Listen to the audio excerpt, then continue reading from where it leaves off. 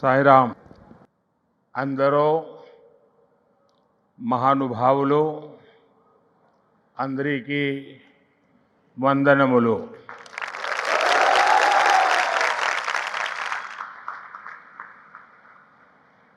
मुख्यमंत्री श्री चंद्रबाबू नायडू,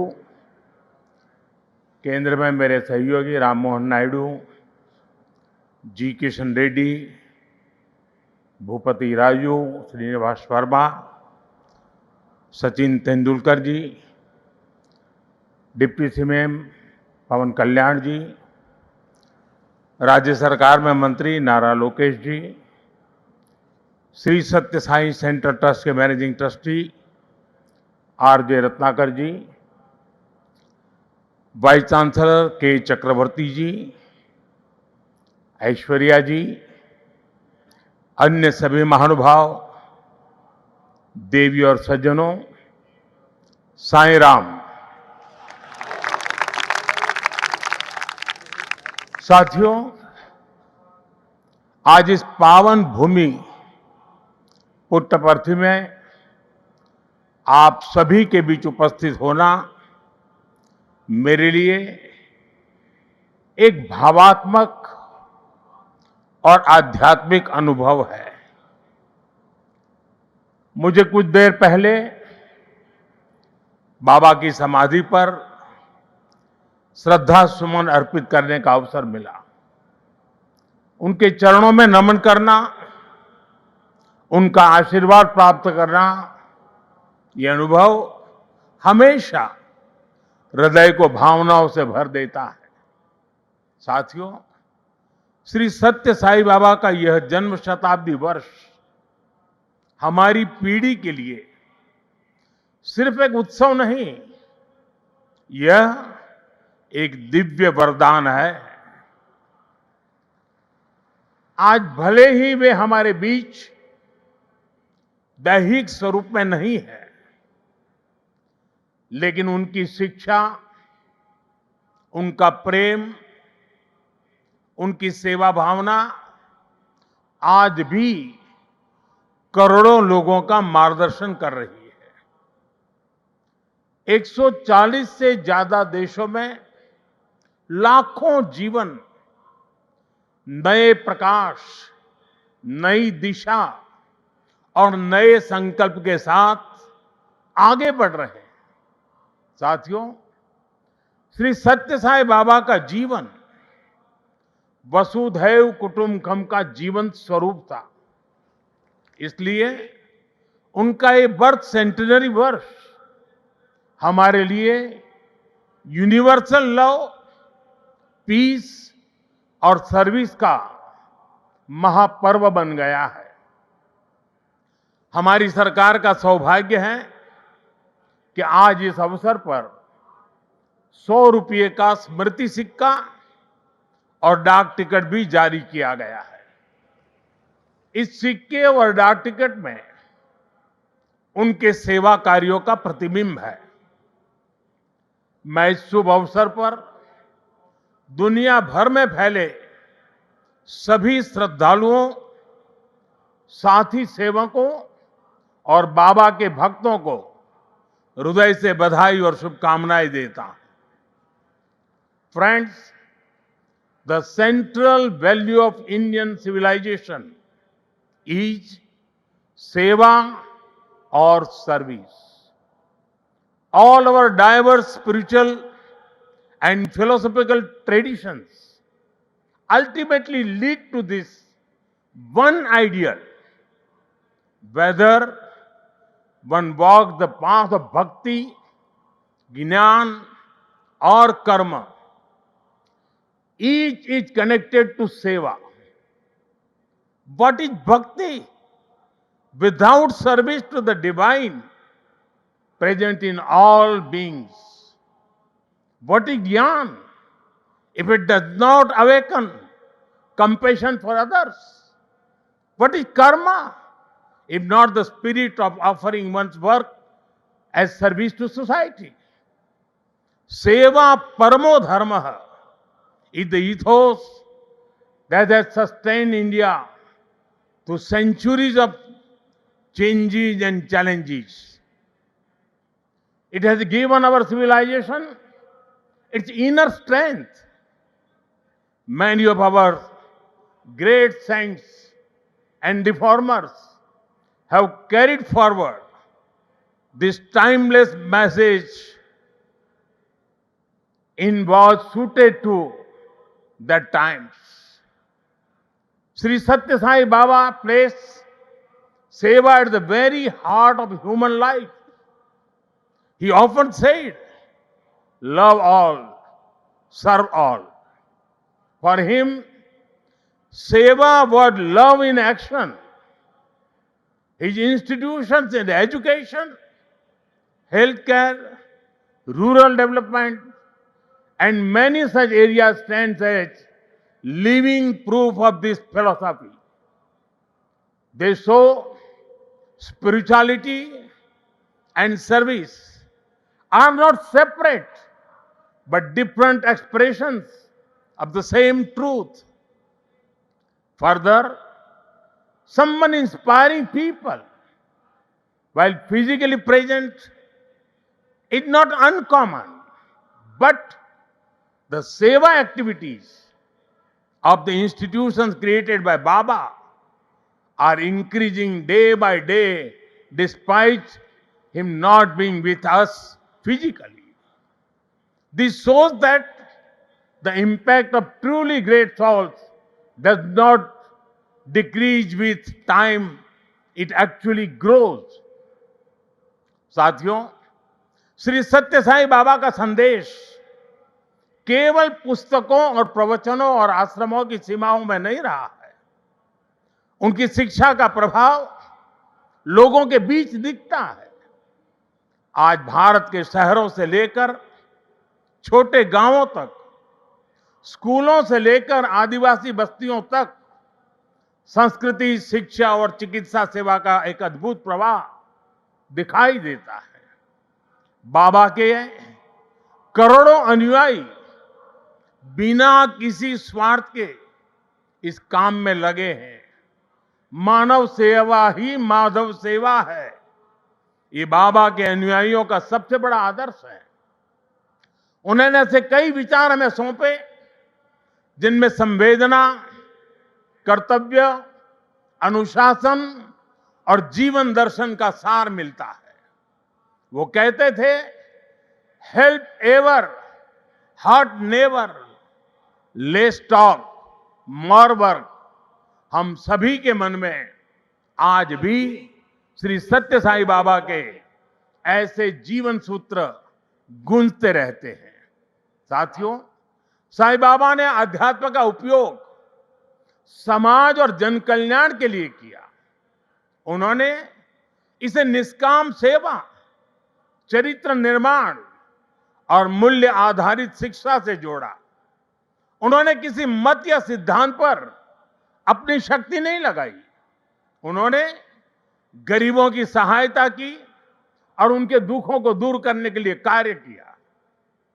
मुझे याद है, गुजरात के भूकंप के बाद पीड़ितों को राहत पहुंचाने में बाबा का सेवा दल और सारे सेवाव्रती आगे की पंक्ति में आकर के खड़े हो गए। उनके अनुयायी पूरी निष्ठा से कई दिनों तक सेवा में जुटे रहे। उन्होंने प्रभावित परिवारों तक सहायता पहुंचाने, आवश्यक सामग्री उपलब्ध कराने और मानसिक सामाजिक सहयोग देने में महत्वपूर्ण योगदान दिया। साथियों, एक मुलाकात में अगर किसी का हृदय पिघल जाए, किसी के जीवन की दिशा बदल जाए, तो इससे उस व्यक्ति की महानता का पता चलता है। आज यहां इस कार्यक्रम में भी हमारे बीच ऐसे कई लोग हैं जिन पर सत्य साई बाबा के संदेशों का गहरा असर हुआ और उनका पूरा जीवन बदल गया।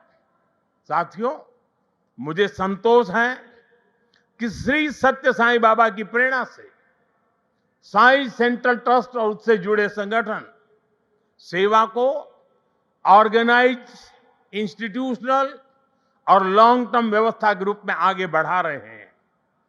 आज एक व्यवहारिक मॉडल के रूप में हमारे सामने है।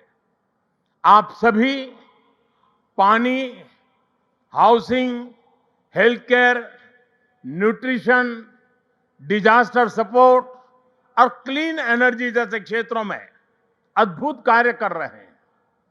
मैं कुछ सेवा कार्यों का विशेष तौर पर जिक्र करना चाहूंगा। जैसे रायलसीमा में पीने के पानी की गंभीर समस्या थी, तब ट्रस्ट ने 3000 किलोमीटर से ज्यादा लंबी पाइपलाइन बिछाई। ओडिशा में बाढ़ प्रभावित परिवारों के लिए 1000 मकान बनाए। जो गरीब परिवार पहली बार श्री सत्य साई अस्पतालों में आता है, वो देखकर दंग रह जाता है कि अस्पताल में बिलिंग का कोई काउंटर ही नहीं है। यहां इलाज भले मुफ्त है, लेकिन मरीजों और उनके परिजनों को किसी असुविधा का सामना नहीं करना पड़ता। साथियों, आज ही यहां 20,000 से ज्यादा बेटियों के नाम पर सुकन्या समृद्धि योजना के खाते खोले गए हैं। इससे उन बेटियों की शिक्षा और सुरक्षित भविष्य सुनिश्चित हुआ है। साथियों, भारत सरकार ने 10 साल पहले बेटियों की शिक्षा को ध्यान में रखते हुए उनके उज्जवल भविष्य के लिए ये सुकन्या समृद्धि योजना शुरू की थी। ये देश की उन योजनाओं में से एक है जिसमें 8.2% का सबसे ज्यादा इंटरेस्ट रेट हमारी बेटियों को मिलता है। अब तक देश की 4 करोड़ से ज्यादा बेटियों के खाते सुकन्या समृद्धि योजना के तहत खोले जा चुके हैं। और आपको ये जानकर खुशी होगी कि अब तक इन बैंक अकाउंट्स में 3.25 लाख करोड़ रुपए से ज्यादा की राशि जमा कराई जा चुकी है। ये प्रयास बहुत अच्छा है कि श्री सत्य साई परिवार ने यहां 20,000 सुकन्या समृद्धि खाते खुलवाने का नेक काम किया है। वैसे मैं काशी का सांसद हूं, तो एक उदाहरण वहां का भी दूंगा। पिछले साल फरवरी में हमने वहां 27,000 बेटियों के सुकन्या समृद्धि खाते खुलवाए थे और हर बेटी के बैंक खाते में 300 रुपये भी ट्रांसफर किए गए थे। बेटियों की एजुकेशन और बेहतर भविष्य में सुकन्या समृद्धि योजना बड़ी भूमिका निभा रही है। साथियों, देश में पिछले 11 वर्ष में ऐसी अनेक योजनाएं शुरू हुई है जिन्होंने नागरिकों की सामाजिक सुरक्षा को, सोशल सिक्योरिटी कवच को बहुत मजबूत कर दिया है और देश के गरीब, वंचित निरंतर सोशल सिक्योरिटी के दायरे में आ रहे हैं। 2014 में देश में 25 करोड़ लोग ही सोशल सिक्योरिटी के दायरे में थे। आज मैं बड़े संतोष के साथ कहता हूं और बाबा के चरणों में बैठ करके कहता हूं, आज ये संख्या करीब करीब 100 करोड़ तक पहुंच चुकी है। भारत की गरीब कल्याण की योजनाओं की, सोशल सिक्योरिटी देने वाली योजनाओं की विदेशों तक सभी इंटरनेशनल फोरम में चर्चा हो रही है। साथियों, आज ही यहां मुझे गोदान के कार्यक्रम में सहभागी होने का भी अवसर मिला है। ट्रस्ट द्वारा 100 गायें गरीब किसान परिवारों को दी जा रही है। हमारी परंपरा में गौ माता को जीवन, समृद्धि और करुणा का प्रतीक माना गया है। ये गायें इन परिवारों की आर्थिक, पोषण संबंधी और सामाजिक स्थिरता में सहायक होगी। साथियों, गौ माता के संरक्षण से समृद्धि का संदेश देश विदेश के कोने कोने में दिखता है। कुछ वर्ष पहले राष्ट्रीय गोकुल मिशन के तहत वाराणसी में 480 से ज्यादा गीर गायें वितरित की थी। और मेरा एक नियम था कि जो पहली बछड़ी होती थी वो मैं वापस लेता था और दूसरे परिवार को देता था। आज वाराणसी में गीर गायों और बछड़ों की संख्या लगभग 1700 हो गई है। और वहां हमने जो एक परंपरा शुरू की है, जो गाय वहां वितरित की गई है, उनसे पैदा हुआ मादा बछिया को दूसरे इलाके के किसानों को मुफ्त दिया जाता है। इसलिए इन गायों की संख्या भी बढ़ रही है। मुझे याद है 60-8 साल पहले अफ्रीका में रवांडा की यात्रा के दौरान मैं एक गांव में वहां गया था और वहां भारत की 200 गीर गायें भेंट की थी। और ये दान देने वाली परंपरा वहां भी है। वहां गिरिंका नाम की प्रथा है, जिसका अर्थ है मे यू हैव अ काऊ। इसमें गाय से पैदा होने वाली पहली मादा बछिया को पड़ोसी परिवार को दान देता होता है। इस प्रथा से वहां न्यूट्रिशन, मिल्क प्रोडक्शन, इनकम और सोशल यूनिटी बढ़ी है।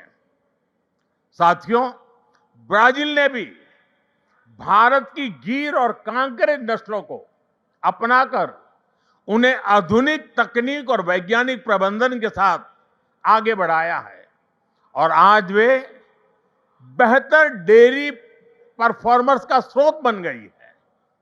ये सभी उदाहरण बताते हैं कि जब परंपरा, करुणा और वैज्ञानिक सोच एक साथ चलती है तो गाय आस्था के साथ ही सशक्तिकरण, पोषण और आर्थिक प्रगति का साधन बन जाती है। और मुझे खुशी है कि आप इस परंपरा को यहां बहुत नेक नियत के साथ आगे बढ़ा रहे हैं। साथियों, आज देश कर्तव्य काल की भावना के साथ विकसित भारत की दिशा में आगे बढ़ रहा है। इस लक्ष्य को पाने के लिए नागरिक भागीदारी आवश्यक है और इसमें सत्य साईं बाबा का ये जन्म शताब्दी वर्ष हमारी बड़ी प्रेरणा है। मेरा आग्रह है कि इस वर्ष हम विशेष तौर पर वोकल फॉर लोकल के मंत्र को मजबूत करने का संकल्प लें। विकसित भारत बनाने के लिए हमें लोकल इकोनॉमी को बढ़ावा देना ही होगा। हमें याद रखना है, जब हम स्थानीय उत्पाद खरीदते हैं तो हमें एक परिवार, एक छोटे उद्यम और स्थानीय सप्लाई चेन को सीधे सशक्त बनाते हैं। इसी से आत्मनिर्भर भारत का रास्ता भी तैयार होता है। साथियों, आप सभी श्री सत्य साईं बाबा की प्रेरणा के साथ राष्ट्र निर्माण में अपना निरंतर योगदान दे रहे हैं। इस पावन भूमि में वाकई एक अद्भुत शक्ति है। यहां आने वाले हर व्यक्ति की वाणी में करुणा, विचारों में शांति और कर्म में सेवा का भाव दिखने लगता है। मुझे विश्वास है, जहां भी अभाव या पीड़ा दिखाई देगी, वहां आप इसी तरह एक आशा, एक प्रकाश बनकर खड़े होंगे। इसी भावना के साथ मैं सत्य साईं परिवार, सभी संस्थानों, सभी सेवा दल के सेवाव्रती और देश दुनिया से जुड़े सभी श्रद्धालुओं को प्रेम, शांति और सेवा के इस यज्ञ को आगे बढ़ाने के लिए हृदय से शुभकामनाएं देता हूं। बहुत बहुत धन्यवाद। साईं राम।